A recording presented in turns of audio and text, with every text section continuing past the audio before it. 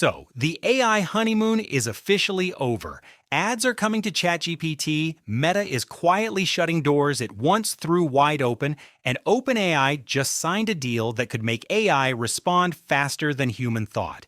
Guys, this is what some people are calling the Great Realignment. And basically, this week alone gave us 7 massive stories that change how AI works, who controls it, and where it's heading next. Now let's start with the one that changes the economics of AI forever. On Friday, January 16th, OpenAI confirmed they're officially testing ads inside ChatGPT. And the thing is, this isn't banner ads or pop-ups. They're calling it conversational adjacency. What this means is, if you ask ChatGPT for advice, say hiking gear, son, you'll still get the answer, but at the bottom, you'll also see a sponsored link to buy boots. And this is rolling out alongside a brand new subscription tier called ChatGPT Go. It's $8 a month. You get 10 times the message limit of the free tier and access to the instant GPT 5.2 model. But here's the important part, guys. Even this paid tier still includes ads. So why break the no ads promise now? Basically, OpenAI is drowning in infrastructure costs. We're talking about an estimated $1.4 trillion over the next 8 years. Even with around $13 billion in revenue, serving roughly 800 million weekly users is bleeding them dry. So ads are the pressure valve. Now, OpenAI says advertisers won't be allowed to influence the actual answers. They call this answer independence. Ads can sit next to the response, but they can't change it. But let's be honest, the era of free altruistic AI compute is over. This was inevitable.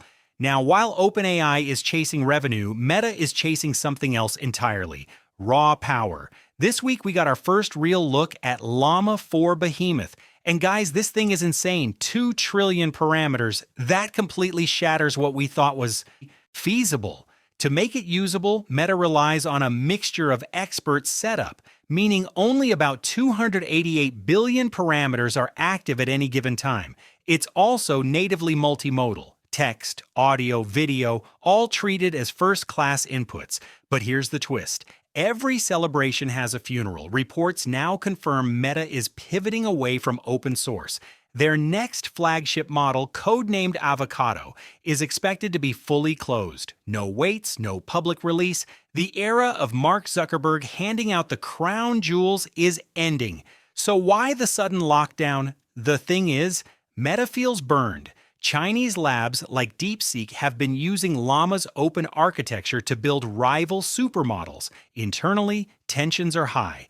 The AI org has been restructured into the so-called TBD lab under Alexander Wang. Speed and control now matter more than openness. Now, Google isn't sitting quietly through all of this. They're rewriting how shopping works. At the NRF conference, Google announced a massive partnership with Walmart built around something called agentic commerce. This uses a new standard called the Universal Commerce Protocol, or UCP.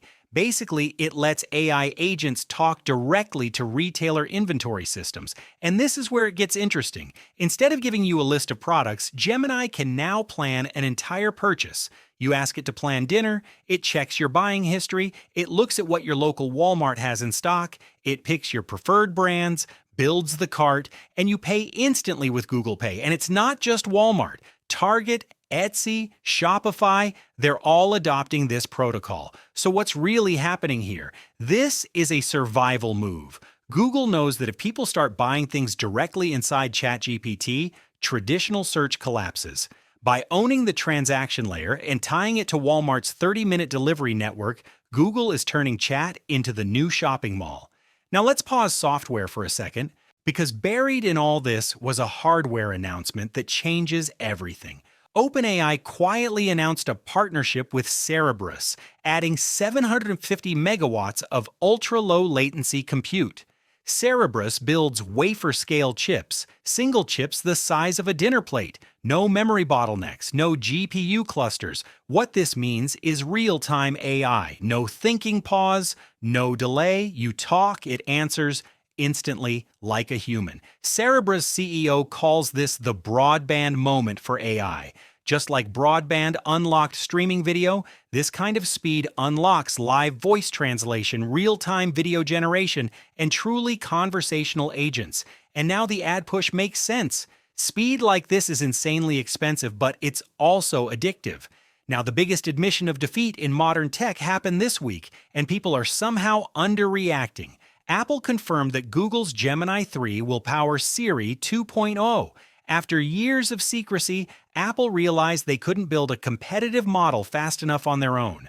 But the way they're doing this is fascinating. Siri 2.0 uses something called on-screen awareness. It can actually see what you're doing in your apps and move information between them. For privacy, Apple built something called private cloud compute using custom Baltra chips.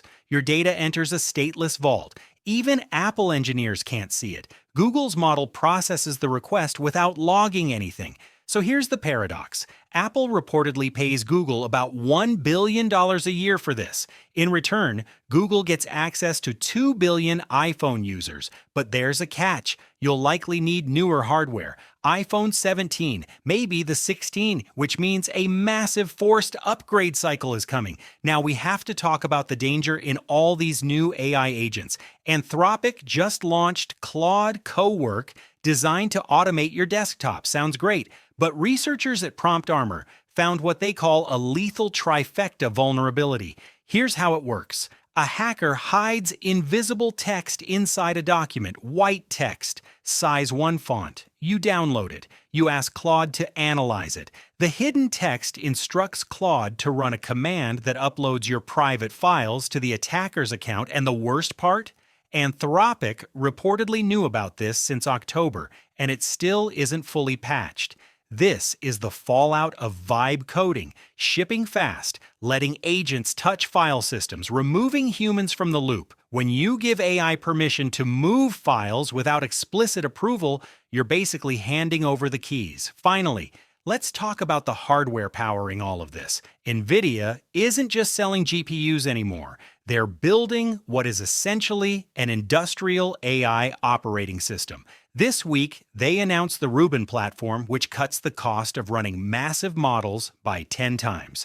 But the real story is physical AI. Nvidia signed a $1 billion deal with Eli Lilly to build agentic wet labs, robotic labs that run experiments 24/7 to discover drugs. At the same time, they partnered with Siemens to build fully simulated factories, digital twins, before anything exists in the real world. So AI is leaving the screen. It's entering factories, labs, the physical world. And that's where we are. Ads are here, models are closing, security is shaky, and everything is about to get dramatically faster thanks to Cerebras. This isn't hype anymore. It's a realignment. Guys, we're watching the AI industry grow up in real time, and it's getting messy. I hope you enjoyed this week's AI news, and don't forget to subscribe and give a thumbs up. Until next time, and bye for now.